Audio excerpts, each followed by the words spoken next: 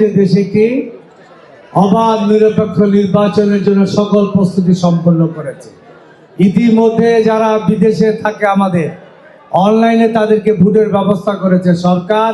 তারা already vote দেওয়া শুরু করেছে। অনেকে আমাদের আত্মীয় স্বজন, আপনাদের আত্মীয় স্বজন, বন্ধু বান্ধব যারা অস্ট্রেলিয়া, কানাডা, আমেরিকাতে থাকে তারা গত পরশুদিন দিকেই ভোট দিচ্ছে।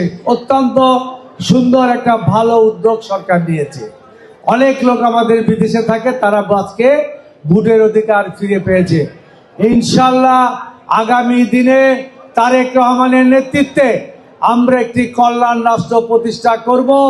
সেখানে ভোটের অধিকার থাকবে, আইনের শাসন থাকবে, মানবাধিকার থাকবে, আপনি স্বাধীনভাবে চলাফেরা করতে পারবেন এবং মানুষের জন্য, বিশেষ করে মহিলাদের জন্য ফ্যামিলি কার্ড, স্বাস্থ্যের জন্য হেলথ কার্ড, বয়স্ক ভাতা, বিধবা ভাতা, আপনার মেয়েদের জন্য ইন্টারমিডিয়েট পর্যন্ত লেখাপড়া ফ্রি এবং প্রাইমারি সেকশনে খাদ্যের বিনিময়ে শিক্ষা কর্মসূচি বাস্তবায়ন করে দেশকে এগিয়ে নিয়ে যাবে ইনশাল্লাহ।